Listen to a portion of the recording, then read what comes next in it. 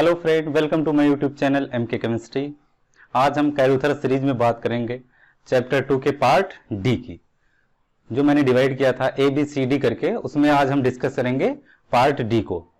तो part D में जो है बिटिग और उससे रिलेटेड जो भी रिएक्शन है, जैसे कोरेफुस रिएक्शन हुआ और एल्कीन फ्रॉम सल्फोन और alkene from using titanium and chromium reagent.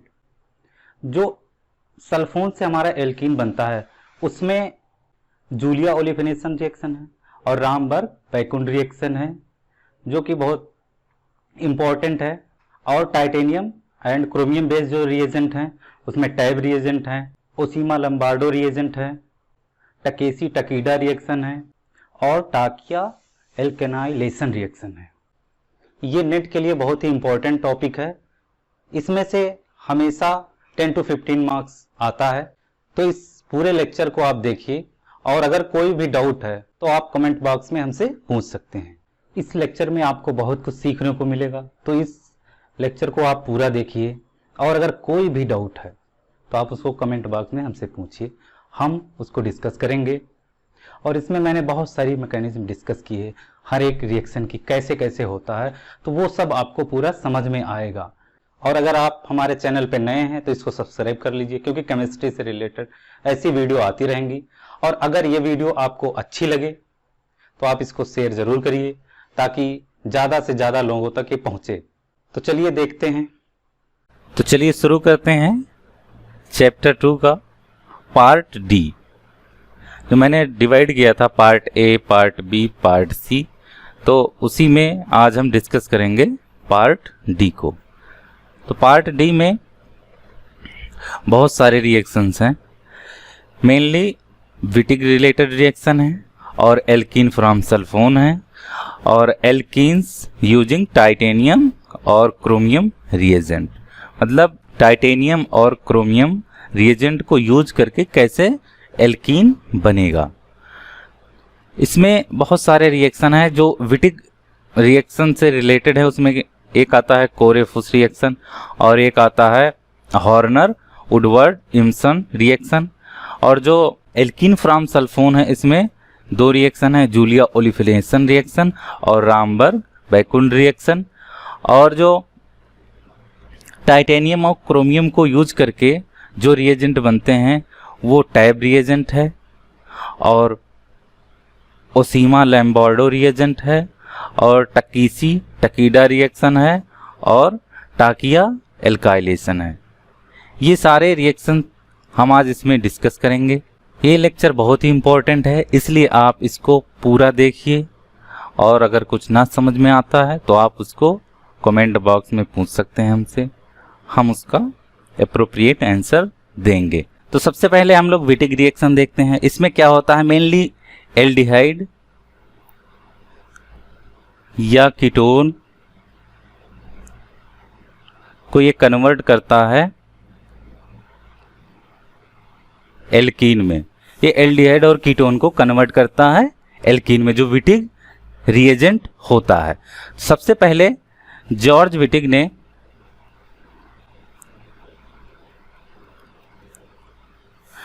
Report किया था इस रिएक्शन को 1950 में। इसके बाद इनको जॉइंटली नोबेल प्राइज मिला 1979 में। तो विटिग रिएजेंट हमारा कुछ ऐसा होता है, PPH3 और ये कोई R ग्रुप होता है एल्किल, और यहाँ पे नेगेटिव चार्ज और यहाँ पे पॉजिटिव चार्ज। इसको फास्फोनियम इलाइड भी क्या कहते हैं।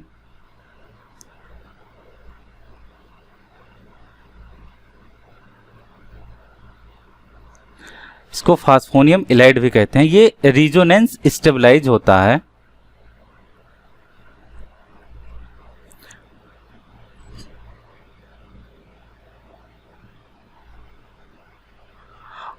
और इसको एक नाम से और जानते हैं,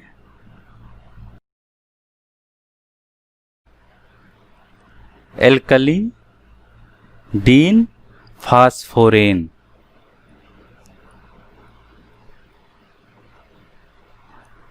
एल्कलीडीन फास्फोरेन। तो सबसे पहले यहाँ पे देखते हैं कुछ रिएक्शन ऐसे होता है इसका, कोई एल्डिहाइड या कीटोन लिया जाता है, R सपोज कर दिए R1 R2, और यहाँ पे विटिक रिएजेंट ले रहे हैं,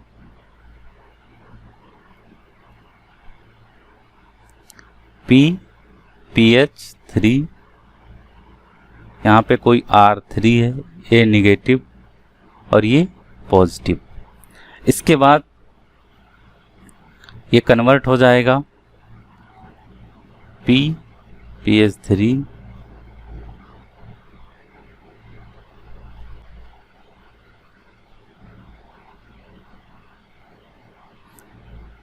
R1 R2 और इधर R3। तो जो ये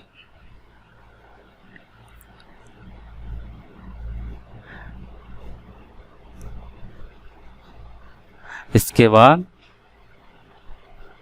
ये प्रोडक्ट में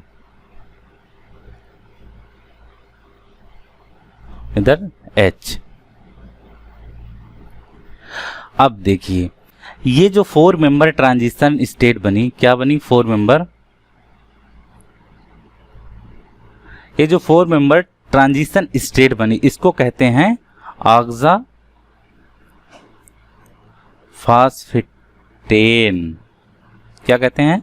इस 4 मेंबर ट्रांजिशन स्टेट को ऑक्सा फास्फेटेन कहते हैं और इसको बीटेन भी कहते हैं, बीटेन इंटरमीडिएट भी कहते हैं।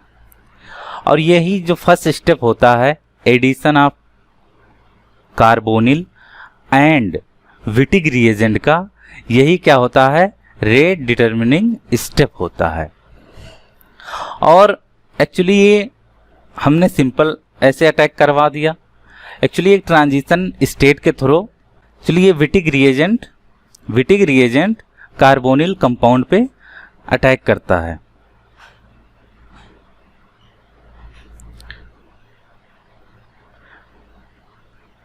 कुछ ऐसे PPH3 और ये कोई R3 हमने लिया था H, और इसके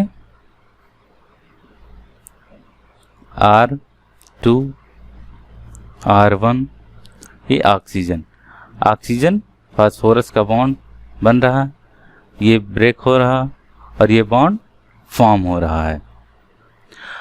तो कुछ इस तरह की ट्रांजिशन स्टेट के थ्रू ये 4 मेंबर रिंग बनाता है। अब देखते हैं इसका जो 4 मेंबर रिंग से जो प्रोडक्ट बनता है तो कैसे बनता है और क्यों बनता है। तो जो ये 4 मेंबर रिंग है PPH3, ये जो बीटेन इंटरमीडिएट है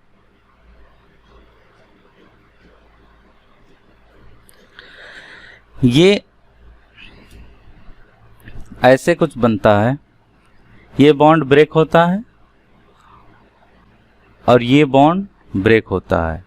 यहाँ पे जो बन रहा है बॉन्ड वो फास्फोरस और ऑक्सीजन का बॉन्ड है, और जो ब्रेक हो रहा है इसको हम लिख देते हैं F, फॉर्म हो रहा है, और जो ब्रेक हो रहा है वो कार्बन और ऑक्सीजन का बॉन्ड है। तो यहाँ पे मैं इसको थोड़ा इरेज करता हूँ। तो इस रिएक्शन का जो ड्राइविंग फोर्स है वो क्या है कि formation of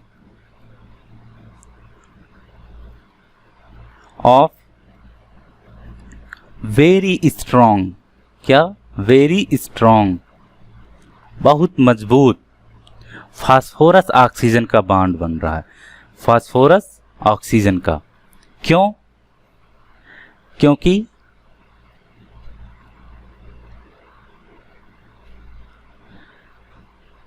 P pi D pi bonding हो रही है।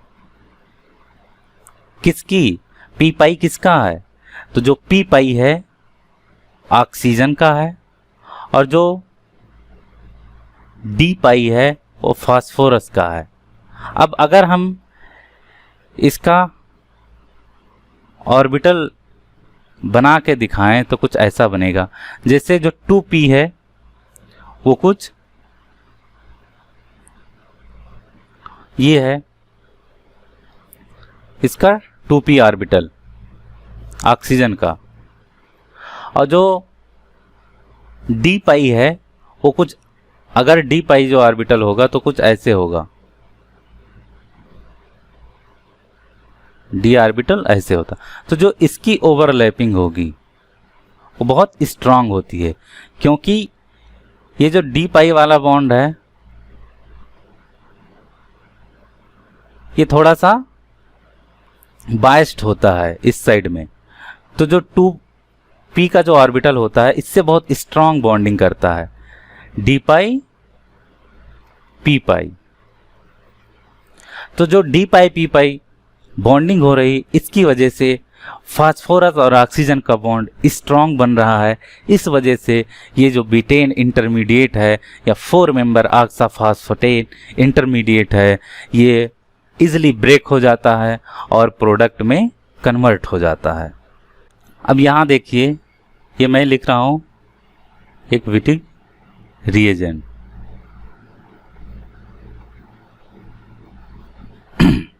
अब अगर ये R ग्रुप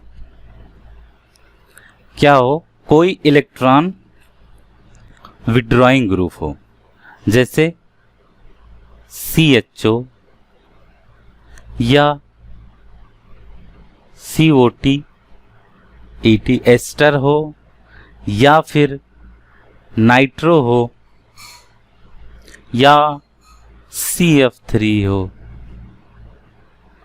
या फिनाइल हो, कुछ भी हो, अगर ये R ग्रुप कुछ इलेक्ट्रॉन विड्रॉइंग ग्रुप लगा है तो ये इस कार्बन के नेगेटिव चार्ज को क्या करेगा, विड्रॉ कर लेगा। अगर इस नेगेटिव चार्ज को कॉन्जुगेशन के थ्रू या इंडक्टिव इफेक्ट के थ्रू विड्रॉ करता है तो इस कार्बन पे नेगेटिव चार्ज यानी न्यूक्लियोफिलिसिटी कम हो जाती है।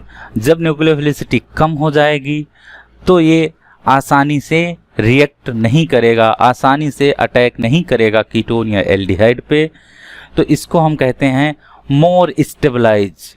क्या कहते हैं, ये हो जाता है more stable and less reactive Wittig reagent. अगर इस पे कुछ इलेक्ट्रॉन विड्रॉइंग, कुछ रिजोनेंस इलेक्ट्रॉन विड्रॉ कर रहा है तो ये स्टेबल इलाइड बन जाएगी और ये लेस रिएक्टिव होती है। सो इसको रिएक्शन के लिए क्या करते हैं, थोड़ा सा हीट की ज़रूरत होती है, हीटिंग करते हैं हम इसके रिएक्शन में। और अगर ये स्टेबलाइज इलाइड है, स्टेबल इलाइड है, तो ये क्या मेनली जो देता है हमारा वो ई एल्कीन। इससे जो प्रोडक्ट बनता है वो मेनली ई एल्कीन ही होता है। तो कहीं पे अगर आप देखिए कि इलाइड पे ये जो R ग्रुप है ये कुछ विड्रॉइंग ग्रुप लगा हुआ है तो स्टेबल इलाइड हो जाती है और वो ई प्रोडक्ट बनाता है। और अगर ये R ग्रुप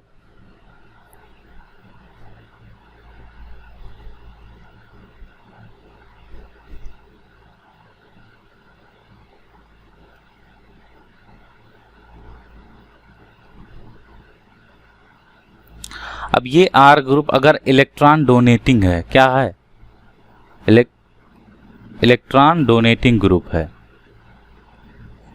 अगर ये इलेक्ट्रॉन डोनेटिंग ग्रुप है, ये नॉन स्टेबलाइज हो जाती है। क्या हो जाती है, नॉन स्टेबलाइज हो जाती है। तो ये क्या देता है, ये जेड एल्कीन बनाता है।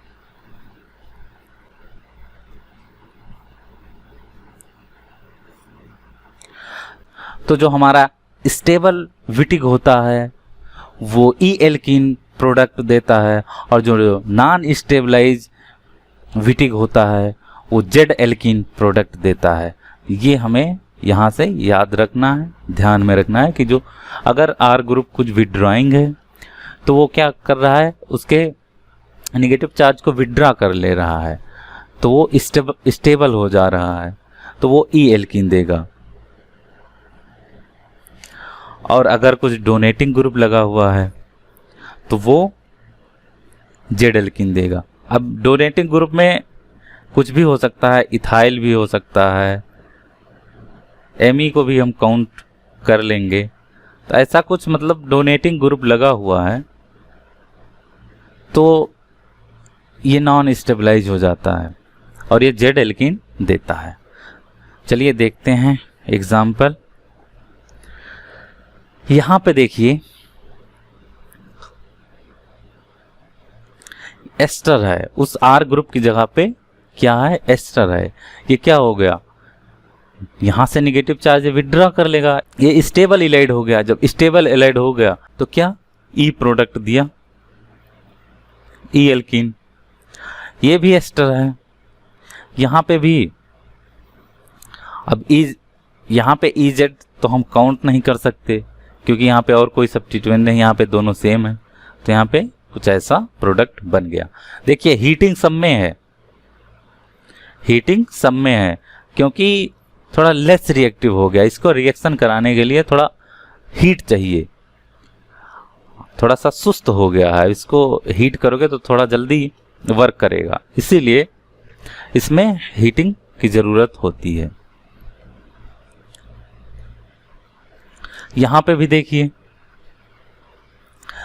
एस्टर है, क्या होगा, स्टेबल इलाइड, ई प्रोडक्ट।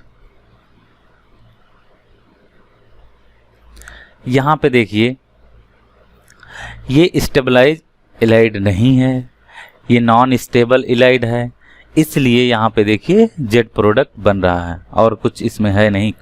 यहां पे देखिए साइक्लो हेक्सानोन लिया गया है, तो first of all cyclohexanone react with this ylide to form vinyl ether and then acidic hydrolysis, so vinyl ether are converted into cyclohexane carboxyl dehyde। तो ये इसमें इसका कन्वर्जन हो जा रहा है एंड दिस इज कोरेफुस रिएक्शन। तो कोरेफुस reaction क्या है, इसका जो रिएजेंट होता है वो थोड़ा सा डिफरेंट होता है। इसमें सबसे पहले इसमें कार्बन टेट्रा ब्रोमाइड लिया जाता है और PPH3, तो ये कन्वर्ट हो जाता है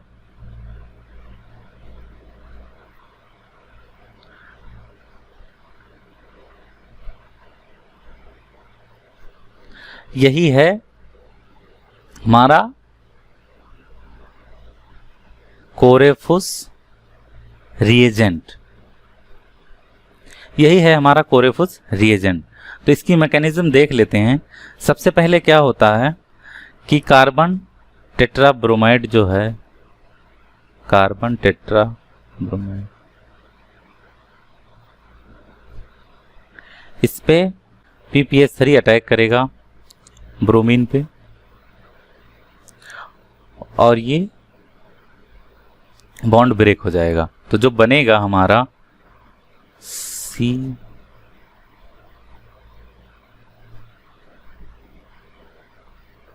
यहाँ पे निगेटिव चार्ज और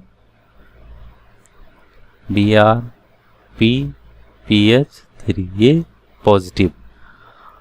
अब क्या होगा, ये निगेटिव चार्ज अटैक करेगा PPH3 पे और ये ब्रोमीन निकल जाएगा। तो जो हमारा बनेगा CPPH3 पॉजिटिव और Br। अब क्या होगा कि PPH3 का दूसरा मोल अटैक करेगा सेकेंड मोल इस पे और ये ऐसे, तो C PPH3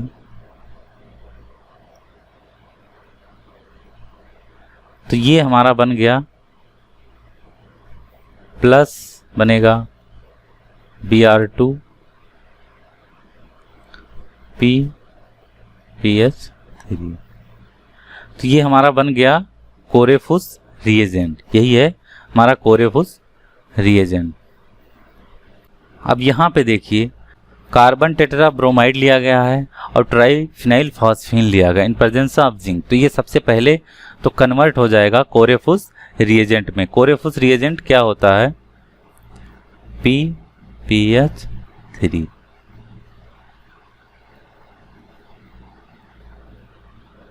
अब यहां से ये ऐसे हो जाएगा,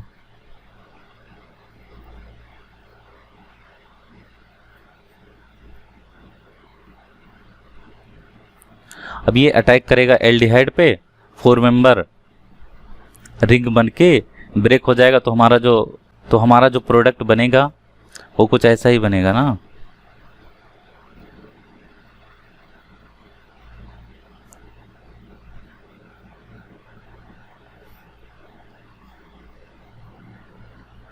इसके बाद इसमें लिया गया एन ब्यूटिल लिथियम और फिर देन कोई इलेक्ट्रोफाइल यूज किया गया है।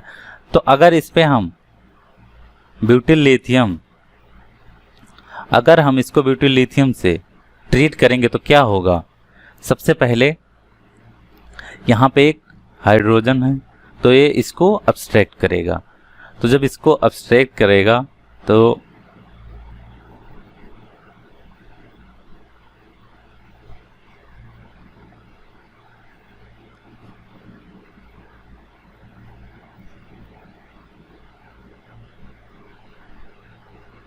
फिर ये ब्रोमीन निकल जाएगा। अब ये जब निकल जाएगा तो ट्रिपल बॉन्ड बन गया यहाँ पे R।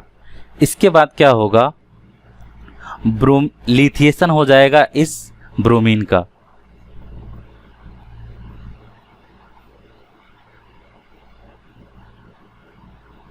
अब इस पे कोई भी इलेक्ट्रोफाइल आएगा तो लग जाएगा, क्योंकि एज ए न्यूक्लियोफाइल ये काम कर रहा है।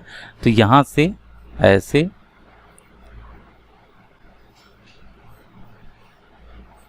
तो ये था कोरेफुस रिएक्शन।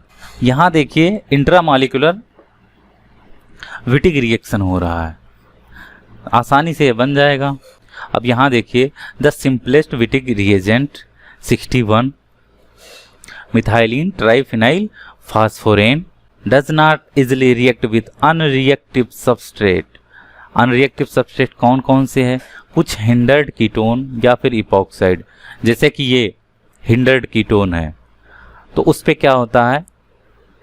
विटिग रिएक्शन जनरली ऐसे रिएक्ट नहीं करता है। उसके लिए क्या करना पड़ता है कि उसको डबली डीप्रोटोनेट करना पड़ता है ब्यूटिल लिथियम से और कन्वर्ट हो जाता है लिथियो डेरिवेटिव। ये हो गया लिथियो डेरिवेटिव। अब ये रिएक्शन करेगा, तो अब ये रिएक्शन करेगा तो इस कीटोन पे रिएक्शन करेगा तो क्या हमारा एल्कीन बन जाएगा। समटाइम क्या होता है कि जो स्टेबलाइज फास्फोनियम इलाइड होता है बहुत स्लो रिएक्शन देता है। तो उसके लिए हम क्या करते हैं? फास्फोनेट एस्टर का यूज करते हैं।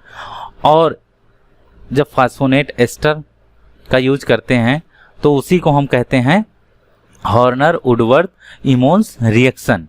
इसमें क्या होता है? फास्फोरस से OAT अटैच कर दिए जाते हैं। अब ये क्या काम करता है? तो ये क्या करता है, इसका मेन वर्क ये है कि यहाँ पे देखिए, एक तो ये इधर एस्टर के साथ रिजोनेंस में था, वैसे कम था। अब अगर यहाँ पे OAT ना होता तो यहाँ पे जैसे इधर लिख रहा हूँ फास्फोरस और कार्बन, इस पे निगेटिव चार्ज, इस पे पॉजिटिव चार्ज, पे R कुछ विड्राइंग ग्रुप है, ये विड्राइंग ग्रुप कुछ R लगा हुआ है। अब ये पहले से ही इधर रिजोनेंस में था, वैसे ही यहाँ पे निगेटिव चार्ज बहुत कम था। और क्या था कि कुछ जो बचा था, अगर यहाँ पे PS3 होता तो क्या कर लेता कि ये 2p और 3d p पाई d पाई बॉन्डिंग करता, बहुत कम होता है लेकिन करता है, तो इससे बॉन्डिंग करता, तो वैसे ही कम था। अब इधर इलेक्ट्रॉन विथड्रॉइंग ग्रुप लगा है, रिजोनेंस में नेगेटिव चार्ज है, ऑलमोस्ट खत्म हो गया, जो बचा वो इधर p पाई d पाई कर लिया, p पाई d पाई बॉन्डिंग कर लिया। अब जब इधर p पाई d पाई बॉन्डिंग कर लिया तब टोटली खत्म हो गया, तो रिएक्शन क्या देगा, बहुत ही स्लो। जब यहाँ पे नेगेटिव चार्ज ही नहीं बचेगा तो अटैक कैसे करेगा। उसके लिए क्या हुआ, हॉर्नर, वुडवर्थ, इमोन्स ने क्या किया, इन्होंने जो PPS3 था इस ट्राइफिनाइल को इन्होंने OAT से रिप्लेस कर दिया। तो अगर यहाँ पे देखिए OAT से रिप्लेस कर दिया तो अब जो एम्प्टी p फास्फोरस पे d ऑर्बिटल था वो ऑलमोस्ट भर गया। अब जब वो खाली ही नहीं रहेगा तो ये निगेटिव चार्ज इधर डिलोकलाइज कैसे करेगा। तो इन्होंने बस इतना किया कि जो ट्राई फिनाइल ग्रुप थे फास्फोरस पे, फिनाइल की जगह पे OET लगा दिया इन्होंने, इससे कि p फास्फोरस का d ऑर्बिटल खत्म हो गया, तो नेगेटिव चार्ज का डिलोकलाइजेशन इधर खत्म हो गया। अब ये रिएक्शन इजीली देगा।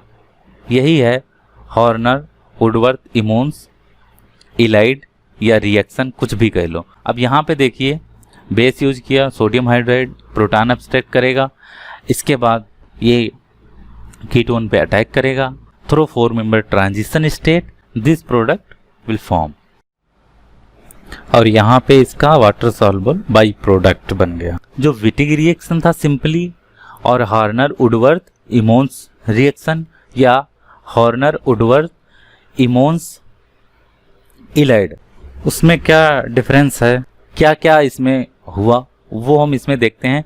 तो जो हमारा हॉर्नर, वुडवर्थ, इमोन्स रिएक्शन है जनरली सुपीरियर है विटिग रिएक्शन से, विथ रिजोनेंस स्टेबलाइज फास्फोनियम इलाइड, इसमें भी रिजोनेंस स्टेबलाइज है जैसा कि विटिग में होता है। कोई इलेक्ट्रॉन विथड्रॉइंग ग्रुप अगर R की जगह पे है तो, और इसका क्या है कि और इसका वाइडली यूज किया जाता है preparation of alpha beta unsaturated ester and other conjugated system. कोई कॉन्जुगेटेड सिस्टम है तो उसको बनाने के लिए फिर एस्टर ग्रुप लगे हुए हैं, तो इस इलाइड का हम यूज करते हैं, और ये बेटर यील्ड देता है विटिग रिएक्शन से, और इसकी अवेलेबिलिटी भी अच्छी है, मिल जाता है आसानी से।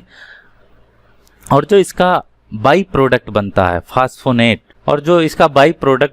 फास्फोनेट, ये वाटर सॉल्युबल होता है और इजीली रिमूव हो जाता है रिएक्शन मिक्सचर से। विटिग रिएक्शन में जो बाई प्रोडक्ट बनता है ट्राइफिनाइल फास्फीन ऑक्साइड बनता है, ये रिएक्शन मिक्सचर से इजीली रिमूव नहीं होता है। और जो हॉर्नर, वुडवर्थ, इमोन्स रिएक्शन है ये सुटेबल होता है preparation of alkene from non stabilise reagent, तो इसीलिए इसको यूज किया जाता है क्योंकि ये विटिग रिएजेंट से बहुत अच्छा है। अब यहाँ पे देखिए पहले से लिथिएटेड है, अब ये क्या करेगा, यहाँ पे हम इसको R सपोज कर रहे हैं,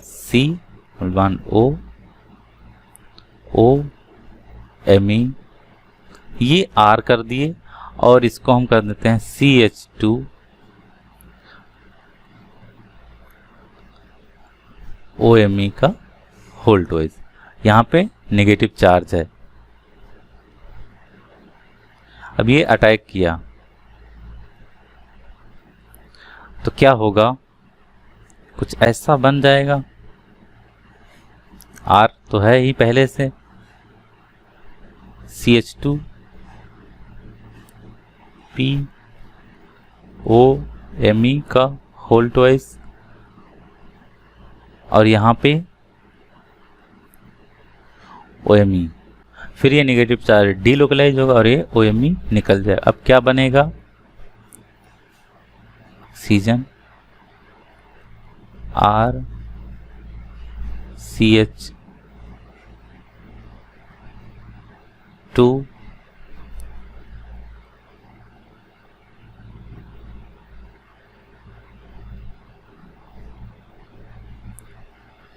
OMe का होल ट्वाइस।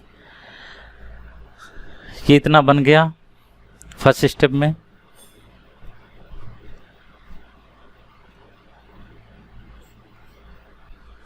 इसके बाद क्या लिया गया है, सोडियम हाइड्राइड। अब ये NDMe क्या करेगा, ये भी प्रोटॉन एब्स्ट्रैक्ट करेगा, कराते हैं। तो हमारा पहले से बन गया है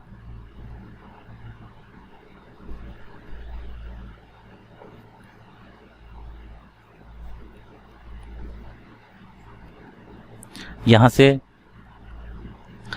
सोडियम हाइड्राइड प्रोटॉन एब्स्ट्रैक्ट करेगा, यहाँ पे नेगेटिव चार्ज, ये रिजोनेंस स्टेबलाइज है,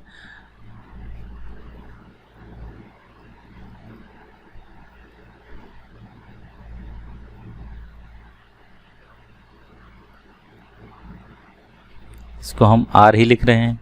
यहाँ पे नेगेटिव चार्ज, इधर रिजोनेंस स्टेबलाइज है। अब क्या करेगा, फिर क्या लिया गया है, फिर लिया गया है ये एल्डिहाइड। तो इस एल्डिहाइड को हम ऐसे लिखते हैं,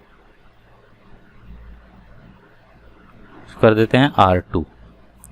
अब ये नेगेटिव चार्ज यहाँ अटैक करेगा तो क्या बनेगा, स्पेस कम है थोड़ा,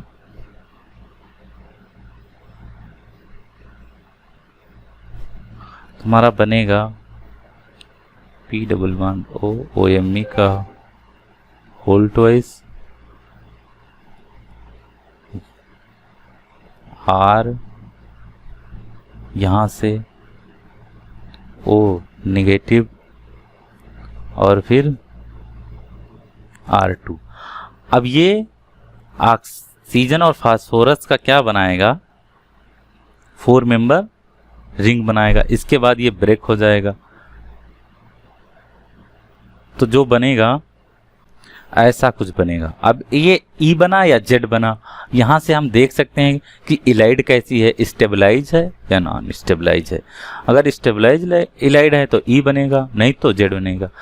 अब ये इलाइड कैसी है, ये लिथिएटेड है। तो पहले हम लिथिएटेड वाला डिस्कस कर चुके हैं कि अगर ऐसा कुछ हमारा कार्बोनिल कंपाउंड कुछ हिंडर्ड है तो उसके लिए हम लिथिएटेड यूज करते हैं। और ये OMe कहाँ से आया, जो अभी हम लोगों ने डिस्कस किया, हॉर्नर वुडवर्ड इमोन्स रिएक्शन, ये वहाँ से आया।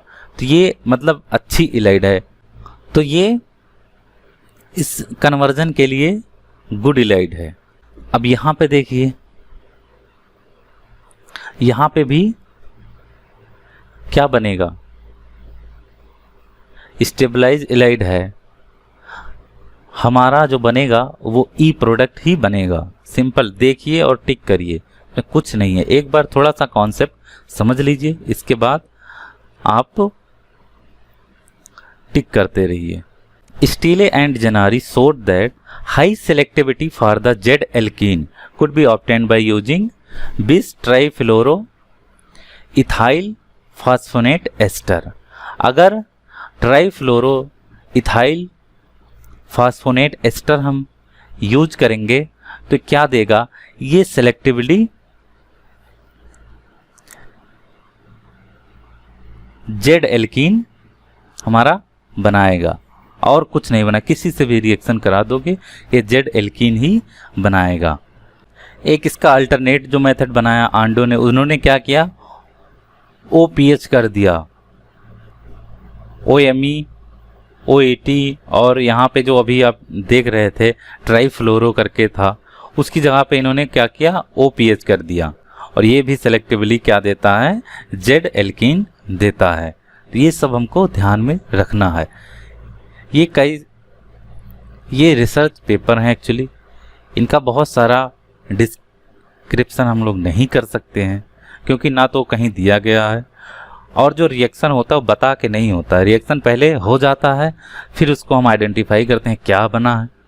तो उसमें जब पता चलता है कि ये कुछ अलग ही बन रहा है, जो पहले कुछ हो रहा था उससे कुछ डिफरेंट है, तो उस पर कितना भी सर पटको, लेकिन कभी कभी मैकेनिज्म निकल आती है, कभी कभी नहीं निकलती है।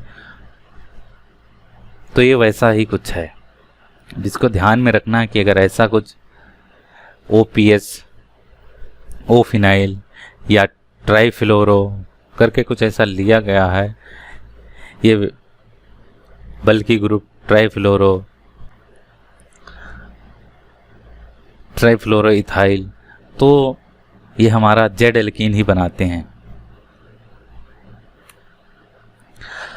अब देखिए सबसे इम्पोर्टेंट रिएक्शन जो हमें लगा वो यही है, और इसकी स्टीरियोकेमिस्ट्री के लिए आप कोई भी कॉन्सेप्ट लगा लीजिए, कोई भी मॉडल बना लीजिए, लेकिन ये आसानी से निकलेगा नहीं।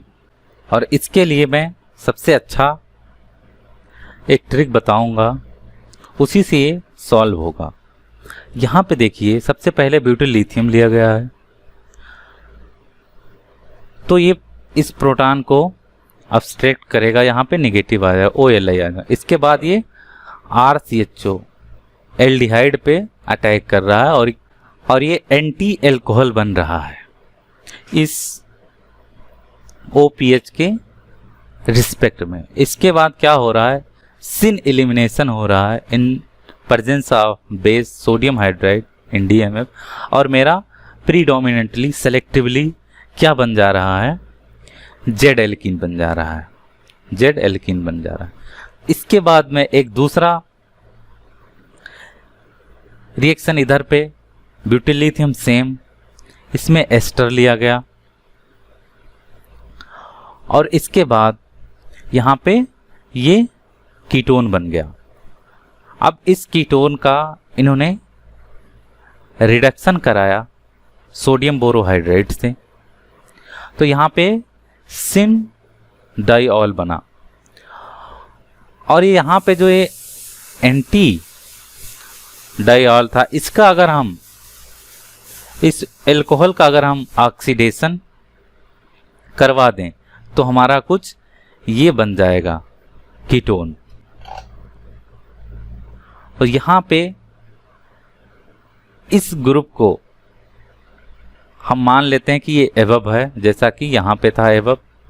इसके बाद अगर जो सोडियम बोरोहाइड्रेट अटैक करेगा सोडियम बोरोहाइड्रेट का हाइड्रोजन, तो कहाँ से करेगा, ये बिलो से करेगा, और जब ये बिलो से करेगा तो ये OH एवब आ जाएगा, इसलिए ये सिन बन रहा है। पहला जो एंटी बना था वो सेलेक्टिवली था, प्रीडोमिनेंट था, दूसरा भी बनेगा लेकिन थोड़ा कम बनेगा।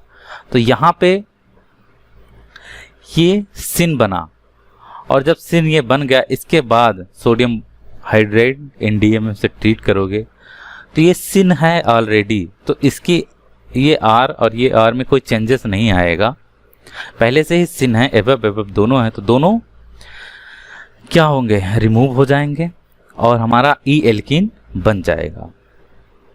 तो जो यहाँ पे स्टीरियोकेमिस्ट्री निकल के आ रही है वो क्या करना है, आपको ध्यान में रखना है कि ये आपको इसको पकड़ के रखना है, इसी से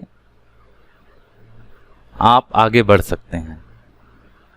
अदरवाइज आप इसको याद कर सकते हैं, याद इन द सेंस ऑफ कि आप इसकी प्रैक्टिस करें कि आपको ये याद हो जाए कि ऐसा कुछ होता है यहाँ पे तो कुछ ऐसा बनेगा। दोनों तो पूछेगा नहीं एक साथ, एक ही एक करके पूछेंगे, तो इसको आप अपनी प्रैक्टिस में कई बार इसकी प्रैक्टिस करिए जिससे कि प्रॉब्लम सॉल्व हो जाए। अब ये सिलिकॉन वर्जन विटिक रिएक्शन है, इसको हम पीटरसन रिएक्शन भी कहते हैं।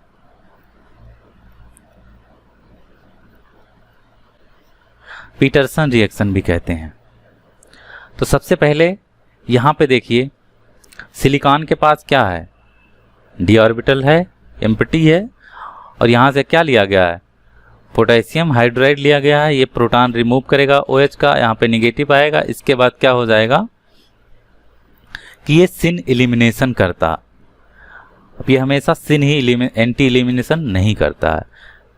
अगर यहाँ पे कुछ ऐसी कंडीशन है इन प्रेजेंस ऑफ बेस, ये सिन एलिमिनेशन ही करेगा।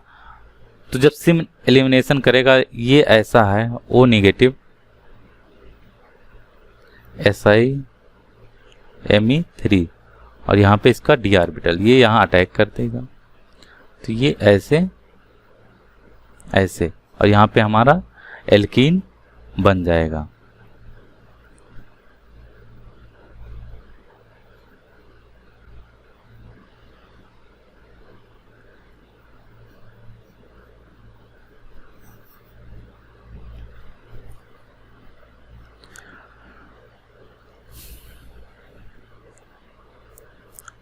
और इसकी स्टीरियोकेमिस्ट्री तो आप समझते हैं, यहाँ से देख लीजिए।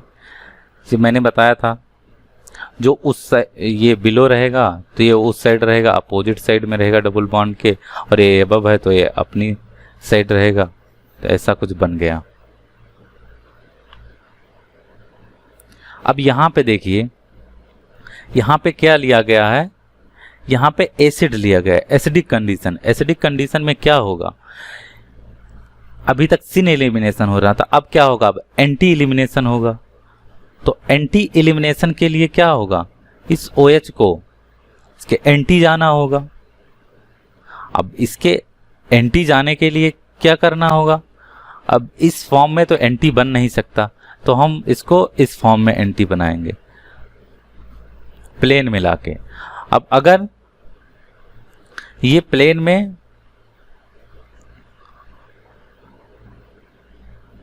कर दिए तो ये SiMe3, तो C7 और ये यहाँ OBF पॉजिटिव, और यहाँ पे एबव क्या हो गया हमारा C3H7। अब ये क्या करेगा, एंटी एलिमिनेशन करेगा। तो जब एंटी एलिमिनेशन करेगा तो यहाँ पे क्या बन जाएगा, देखिए सेम साइड में है तो Z एल्कीन बन गया। टोटल यहाँ पे डिस्कस किया गया है। अब यहाँ पे देखिए क्या है, SiMe3 और CH2 इन MgCl। इन तो सबसे पहले ये अटैक करेगा कार्बोनिल कार्बन पे। ये सेलेक्टिवली, ये पर्टिकुलर इसके लिए सेलेक्टिव है, इसीलिए ऐसा रिएजेंट इन्होंने यूज किया। ये रिएजेंट इस सबस्ट्रेट के लिए सेलेक्टिव है। तो यहां सबसे पहले कीटोन पे जब ये अटैक करेगा तो क्या बन जाएगा,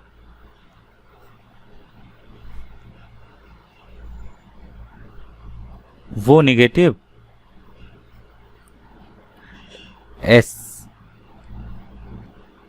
CH2 SiMe3। इसके बाद ये प्रोटोनेट हो जाएगा तो एल्कोहल बन गया। और जब ये इसी के लिए तो कुछ ऐसा बन जाएगा, OH CH2 SiMe3। अब क्या करेगा, यहाँ पे लिया गया पोटेशियम हाइड्राइड, तो ये OH को रिमूव करेगा नेगेटिव चार्ज, देन तो हमारा ये प्रोडक्ट बन जाएगा।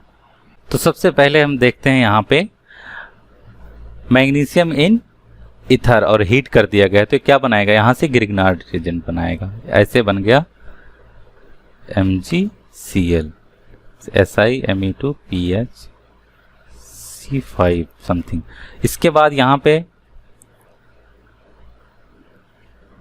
In copper bromide and C4H9, तो क्या होगा, C4H9 कैसे बनेगा, COCl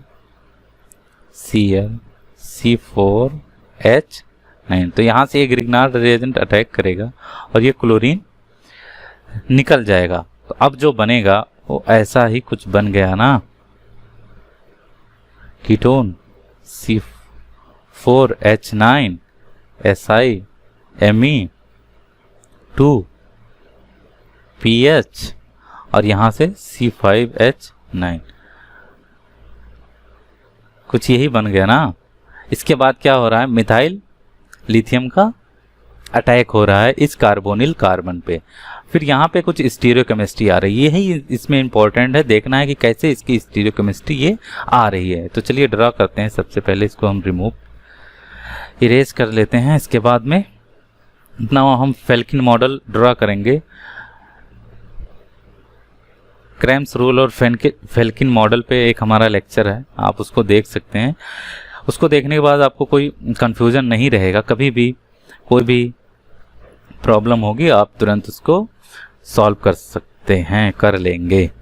तो यहाँ पे देखिए सबसे पहले क्या है कि ड्रा करेंगे इस कीटोन को और यहाँ पे C4H9 को। इसके बाद इस पे हम देखते हैं कि एक SiMe2PH लगा है, एक C5H9 लगा है। तो यहाँ पे हम लगा देंगे SiMe2PH। अब बोलोगे इधर क्यों लगा दिया, हम इसको इस ग्रुप को यहाँ भी लगा सकते थे जहाँ पे हम लगा रहे हैं C5H11, लेकिन कब लगाते, जब ये चिलेशन होता। इसमें चिलेशन तो होगा नहीं, इसलिए हम इस ग्रुप को प्लेन में ही लगाए हैं। इसके बाद यहाँ पे मिथाइल लिथियम क्या करेगा, lithium positive methyl negative attack किया, तो जो बनेगा OH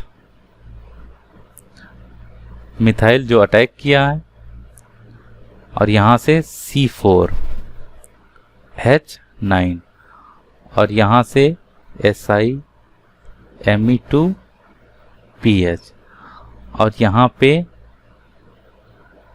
जो लगा है C5 हमारा और ये हाइड्रोजन। अब इसको हम रीड्रा करते हैं। तो रीड्रा करने में क्या होता है कि जो मोर कार्बन चेन है उसको हम प्लेन में लाते हैं और इस पोर्शन को हम मानते हैं ये प्लेन है हमारा, तो इस पोर्शन में हमको लाना है। तो चलिए एक एक करके लाते हैं। तो सबसे पहले हम इसको लाते हैं, C4 को प्लेन में लाते हैं। तो C4 को जो हम प्लेन में लाएंगे, यहाँ पे C4 120 रोटेशन कर दिया हमने, तो यहाँ पे C4 पहुंच गया, तो यहाँ पे क्या हो गया, मिथाइल हो गया, यहाँ पे OH और इसको हम एज इट इज लिख लेते हैं C5 SiMe2 और यहाँ पे H। इसके बाद हम C5 को भी प्लेन में लाएंगे क्योंकि मोर कार्बन को, ज़्यादा कार्बन चेन को हमको प्लेन में रखना है। तो एक तो हमारे पास पहले से ही प्लेन में पहुंच चुका है C4, यहाँ पे मिथाइल और यहाँ पे OH। अब इसको जब हम C5 को लाएंगे प्लेन में, तो यहाँ पे क्या हो जाएगा, C5 20 है, कितना है 120 रोटेशन है। यहाँ पे 3 बॉन्ड ही है ना, अगर 3 बॉन्ड है 360 है टोटल, तो अगर 3 से डिवाइड करोगे 120 एंगल, यहाँ पे 120 रोटेशन होगा। तो यहाँ पे C5 आ गया, तो यहाँ पे क्या आएगा, SiMe2PH और यहाँ पे हाइड्रोजन। तो अब हमको ये देखना है कि हाइड्रोजन और मिथाइल कहाँ पे हैं, दोनों एबव हैं, और OH SiMe2PH कहाँ पे हैं, बिलो हैं। तो यहाँ पे देखिए OH SiMe2PH बिलो है और यहाँ पे एक हाइड्रोजन होगा जो एबव है और ये मिथाइल एबव है और C4 और C5 प्लेन में है। तो यहाँ से इसकी स्टीरियोकेमिस्ट्री निकल के आती है। ये पूरा लेक्चर हमारा है एक, आप देख सकते हैं, फेल्किन मॉडल करके है हमारे चैनल पे। इसके बाद यहाँ पे देखिए वही कंपाउंड लिया गया। इसके बाद क्या, एक में किया गया है, एक को बेस से ट्रीट किया गया है, एक को एसिड से। फिर देखा गया है कितने परसेंट कौन ई बन रहा है, कौन जेड बन रहा है। अगर हम बेस से ट्रीट करेंगे तो क्या होगा, एज इट इज वो बन जाएगा। जैसे कि ये था, यहाँ पे एक डबल बॉन्ड आ जाए क्योंकि ये OH बिलो है और ये सिन एलिमिनेशन हो जाएगा, तो ऐसा ही कुछ बन गया। यहाँ पे देखिए 95%। और अगर एसिड से हम ट्रीट करेंगे तो ये बहुत कम अमाउंट में बनेगा और ये 95% बनेगा, क्योंकि इन्वर्जन हो जाएगा, क्योंकि अब एंटी एलिमिनेशन होगा। यहाँ पे MCPBA लिया गया है तो फर्स्ट स्टेप में इपॉक्सीडेशन हो जाएगा। इपॉक्सीडेशन एक ही प्लेन से होगा and the next step alpha beta epoxysilane with an organo metallic reagent occur regioselectively at the carbon atom bearing the silyl group। जिस तरफ से सिलाइल ग्रुप लगा होगा उसी साइड से रिंग ओपनिंग होगी। Stereo selective with inversion of configuration providing stereo controlled route of alkene. Stereo selectively होगा और स्टीरियो कंट्रोल्ड रिएक्शन होगा, इन्वर्जन ऑफ कॉन्फ़िगरेशन होगा तो हमारा ये बन जाएगा। तो नेक्स्ट है एल्कीन फ्रॉम सल्फोन। सल्फोन से कैसे एल्कीन बनती है, और इसे कहते हैं जूलिया ओलिफिनेशन रिएक्शन या एल्काइनिलेशन। जूलिया एल्काइनिलेशन या जूलिया ओलिफिनेशन रिएक्शन। तो इसमें क्या होता है, कोई भी एल्डिहाइड या कीटोन हम यूज करते हैं जिससे कि इन प्रेजेंस ऑफ बेस तो बनता है अल्फा बीटा, तो बनता है बीटा हाइड्रोक्सी सल्फोन। और इसके बाद क्या होता है कि ओ एसाइलेशन होता है या ओ सल्फोनिल डेरिवेटिव कुछ बनता है, ऑक्सीजन से सल्फोनिल डेरिवेटिव। और फिर रिडक्टिव क्लीवेज होता है। क्या होता है, रिडक्टिव क्लीवेज होता है इन presence of sodium amalgam, sodium Hg, इसको कहते हैं सोडियम अमलगम। इन मिथनॉल इथनॉल किसी दारू में, किसी भी अल्कोहल में, तो हमारा फाइनली जो बन जाता है वो alkene, sodium amalgam in presence of दारू, इन प्रेजेंस ऑफ एल्कोहल, वो सल्फोनेशन हो गया है, सल्फोनिल ग्रुप लग गया है।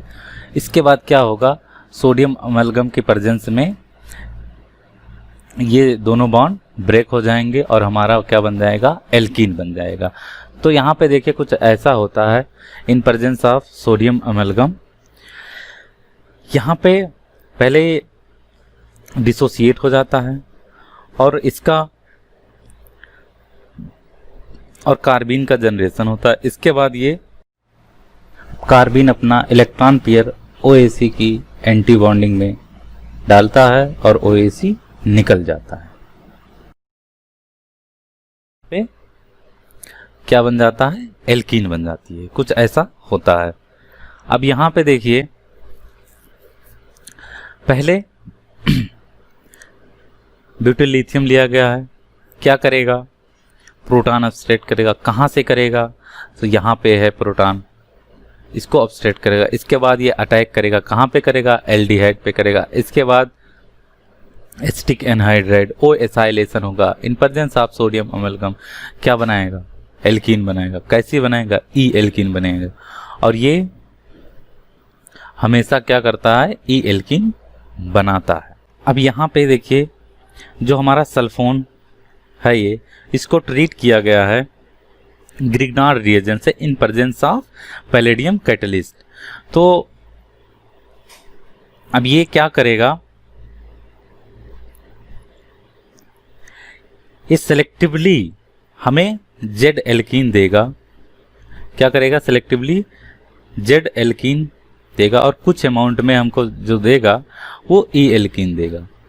98.5% ये हमको जेड एल्कीन प्रोवाइड कर रहा है। तो इसके लिए ये सेलेक्टिव है कि अगर कहीं पे Grignard reagent in presence of palladium catalyst use हुआ है तो वो sulfone as it is remove हो जाता है। क्या होता है? एज इट इज रिमूव हो जाएगा, और जो प्रोडक्ट आएगा अभी ऐसे अगर रिमूव हो जाएगा तो जो प्रोडक्ट बनेगा यहाँ पे मिथाइल C9H19, तो ये हमारा बन गया।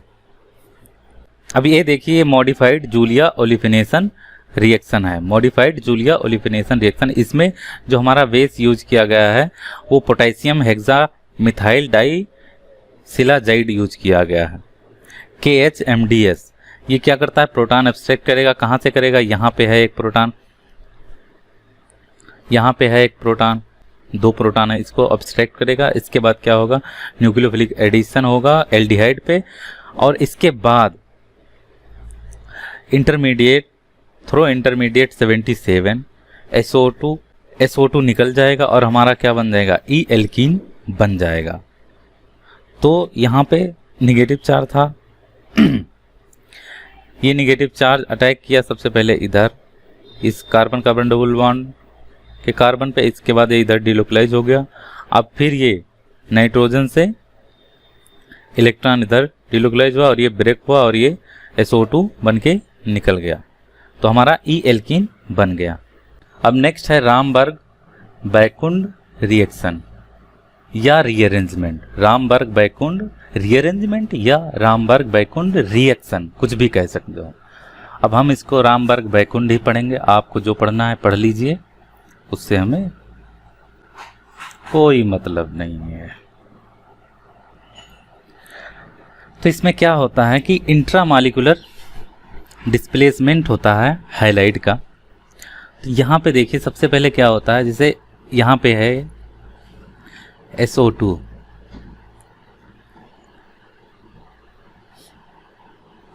इसकी कोई हाइलाइट है, क्लोरीन ब्रोमीन आयोडीन कुछ भी है, यहाँ पर कोई R ग्रुप है। तो सबसे पहले प्रोटॉन एब्स्ट्रैक्ट होगा इधर, इसके बाद क्या होगा? न्यूक्लियोफिलिक सब्स्टिट्यूशन रिएक्शन होगा और इसके लीविंग ग्रुप की ये जो X है हमारा क्लोरोब्रोमो आयोडो, इसकी एंटी बॉन्डिंग में निगेटिव चार्ज अटैक करेगा और ये निकल जाएगा। तो फिर जो बनेगा SO2 R कुछ ऐसा बन जाएगा। इसके बाद क्या होगा?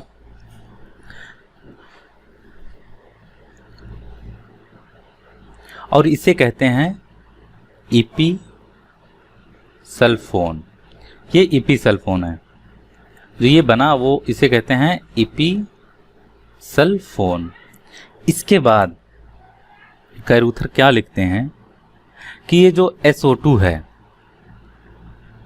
ये जो SO2 है ये क्या हो जाता है? SO2 प्रेस आउट हो जाता है, फोर्स आउट हो जाता है, या हम ये कह लें कि ये थ्रस्ट आउट हो जाता है, यानी इसको धकेल के बाहर कर दिया जाता है, बाहर हो जाता है, या जोर डाल के बाहर कर दिया जाता है इसको। ये रिएक्शन मिक्सचर में ये डिसोसिएट होके बाहर हो जाता है और जो हमारा बनता है वो एल्कीन बन जाता है। EZ तो हम बाद में देखेंगे। अब यहाँ पे देखिए, यहाँ पे भी हाइड्रोजन है, क्या करेगा? प्रोटॉन है, बेस है, प्रोटॉन एब्स्ट्रैक्ट करेगा, यहाँ पे नेगेटिव चार्ज जनरेट हो जाएगा। इसके बाद ये अटैक करेगा इसकी एंटी बॉन्डिंग में, लिविंग ग्रुप निकल जाएगा जो हमारा ईपी सल्फोन बन जाएगा। इसके बाद एक ही ऑप्शन है इसमें कि वो जेड एल्कीन बन जाएगा। अब हमारा जो नेक्स्ट है वो टाइटेनियम और क्रोमियम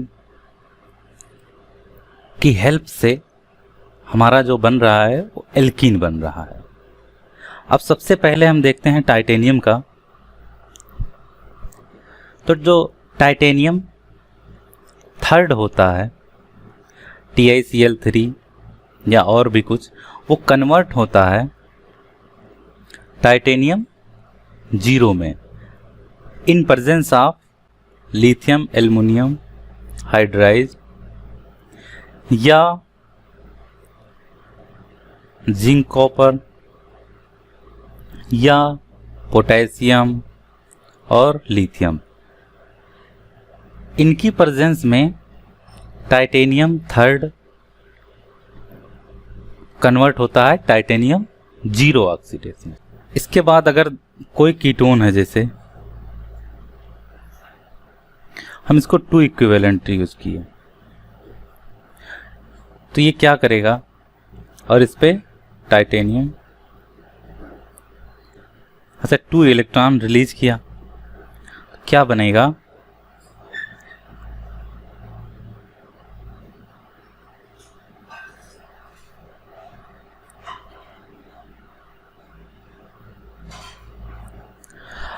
अब ये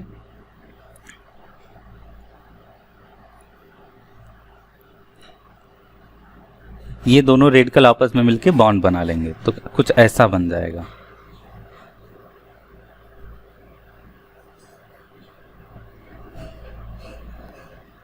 यहां पे टाइटेनियम, और फिर सेकेंड स्टेप में क्या होगा, deoxygenation of the surface of titanium 0 particle. इसका डीऑक्सीजनेशन होगा, मतलब ये कार्बन ऑक्सीजन का बॉन्ड ब्रेक होगा। तो कैसे होगा, कुछ ऐसे सरफेस पे टाइटेनियम, सरफेस पे ऐसे ऑक्सीजन और ये ऐसे लगा। इसके बाद क्या होगा कि डीऑक्सीजनेशन होगा, तब ये क्या करेगा, ये टूट जाएगा और क्या बन जाएगा, हमारा एल्कीन बन जाएगा। कुछ इस तरह से होता है। इसके बाद क्लेटन लिखते हैं, we can't do much better because no one really knows what is happening, मतलब कोई नहीं बता सकता इसके बाद क्या होता है, लेकिन कुछ इस तरह से इसकी मैकेनिज्म होती है जिससे कि एल्कीन बनता है।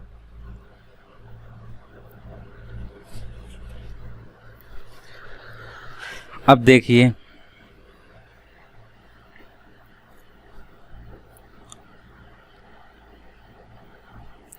इसमें मेनली क्या होता है कि अगर हम लो टेम्परेचर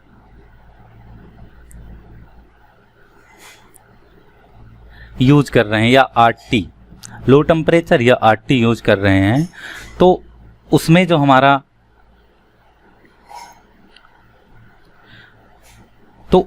उसमें सिंपली क्या होता है, कार्बन कार्बन बॉन्ड फॉर्म होता है और पिनाकोल टाइप का, यानी वो एल्कोहल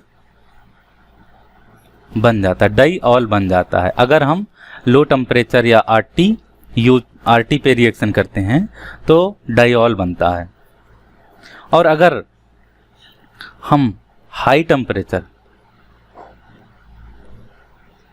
या रिफ्लेक्स कंडीशन हम यूज करते हैं तो हमारा क्या बनता है, alkene, carbon carbon double bond बन जाता है। तो इसमें हम देखते हैं टाइटेनियम क्लोराइड लिया गया है, titanium trichloride in presence of potassium, reflex condition क्या होगा, हमारा रिफ्लेक्स कंडीशन में यहाँ पे मैंने लिख दिया है हाई टेम्परेचर एल्कीन बनेगा। यहाँ पे देखिए एल्कीन बन गया। अब EZ यहाँ पे देखिए, यहाँ पे कुछ ऐसा नहीं दिया गया जिससे EZ डिसाइड हो, तो जो आफ्टर रिएक्शन जो मिला वो EZ का रेशियो था 17:30, मतलब मोस्ट प्रोबेबली ई एल्कीन बनाया इसने। फिर यहाँ पे देखिए, यहाँ पे क्या लिया गया, RT लिया गया है। अब RT पे कोई रिएक्शन हो रहा है तो क्या बनाएगा, डाइऑल बनाएगा, मैंने पहले ही बता दिया है। तो ये डाइऑल बना लिया, मैकेनिज्म तो पहले ही डिस्कस कर चुके हैं। अब इसमें क्या होगा, रिफ्लेक्स कंडीशन है, रिफ्लेक्स कंडीशन में क्या बनेगा, एल्कीन बनाता है, पहले ही बता चुके हैं। यहाँ पे देखिए, यहाँ पे ये जो रिएक्शन है ये जॉन ई मैक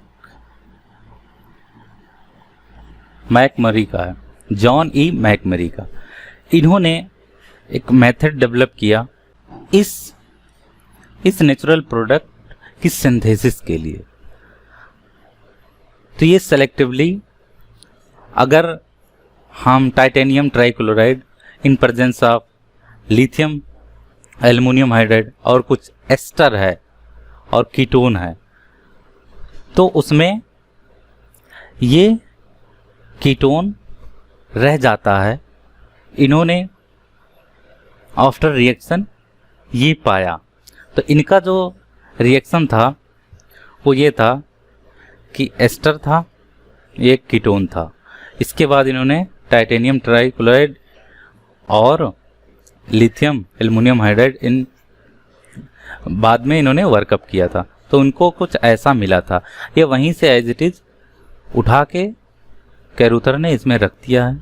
तो आप इसकी कोई मैकेनिज्म नहीं है, आप इसको समझ सकते हैं, याद कर सकते हैं, कई बार प्रैक्टिस करो कि हाँ लिथियम एल्युमिनियम हाइड्राइड और टाइटेनियम ट्राइक्लोराइड की प्रेजेंस में अगर एस्टर और कीटोन हैं तो कुछ ऐसा साइक्लिक मॉलिक्यूल बनता है और इसमें कुछ नहीं कर सकते हो। Methylenation of carbonyl compound, carbonyl compound का मिथाइलिनेशन मतलब अगर कोई कार्बोनिल कंपाउंड है, ऐसे कीटोन है, तो इसका क्या होगा, मिथाइलिनेशन के बाद ये जो बनेगा वो कुछ ऐसा बन जाएगा। यहाँ पे क्या आ जाएगा, CH2, ऐसा कुछ बनेगा। तो ये मिथाइलिनेशन के लिए पहला है टैब रिएजेंट, टाइटेनियम का ही कॉम्प्लेक्स है और Al Me2 और यहाँ पे एक Cl, ऐसे ये है टैब रिएजेंट। यहाँ पे आप देख सकते हैं ये है टैब रिएजेंट।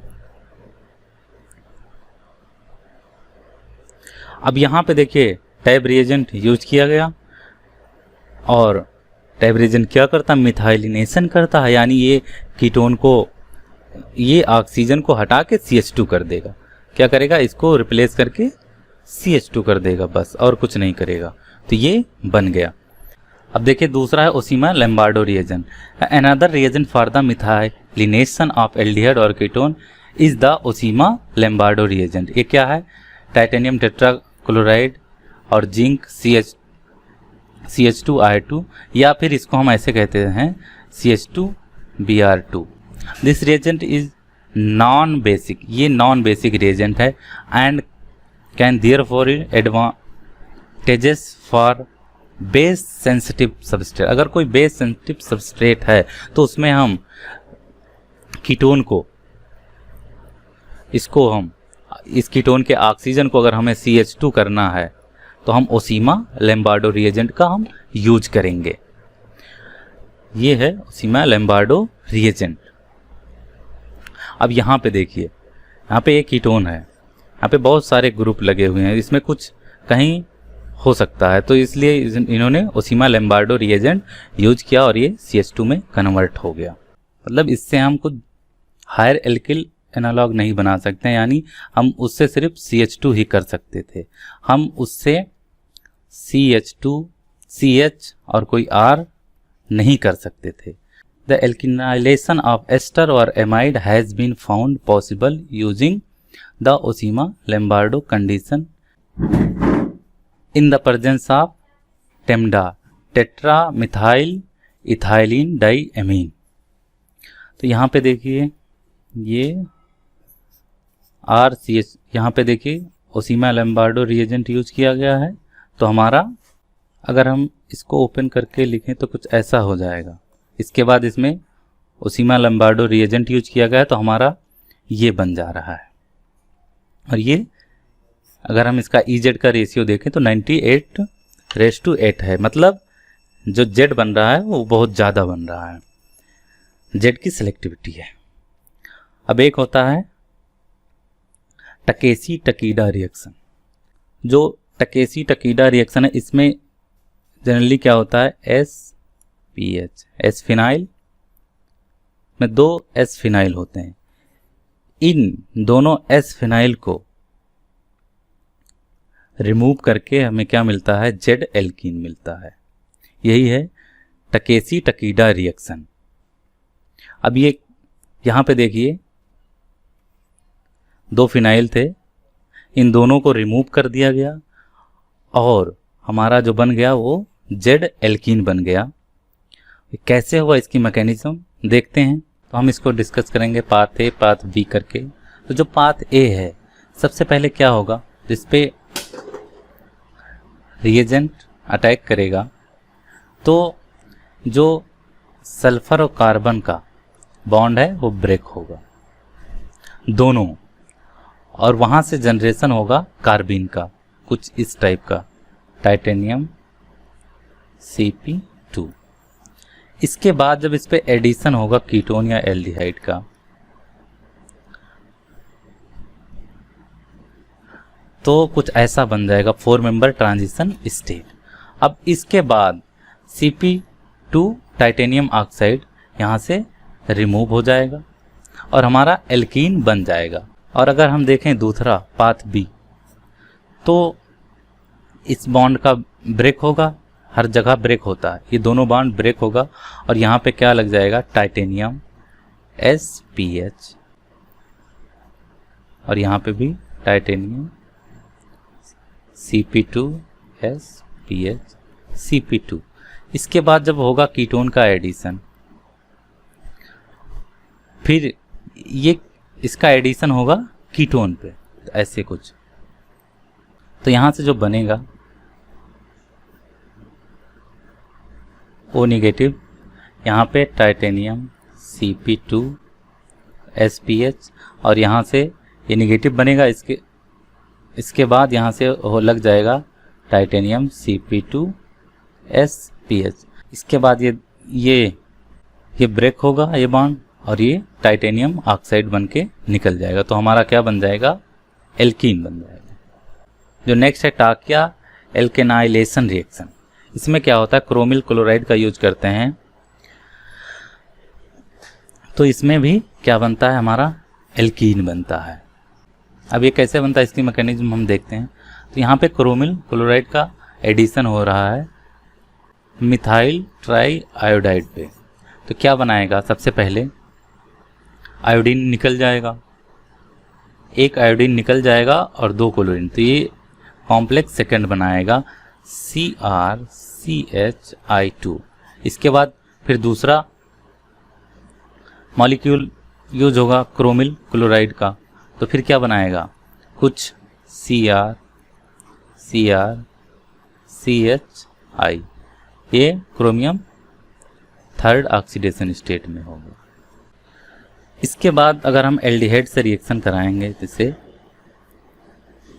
HR, और यहाँ एक कॉम्प्लेक्स था हमारा CrCHI Cr, तो ये बॉन्ड ब्रेक होगा और ये ऐसे बनेगा।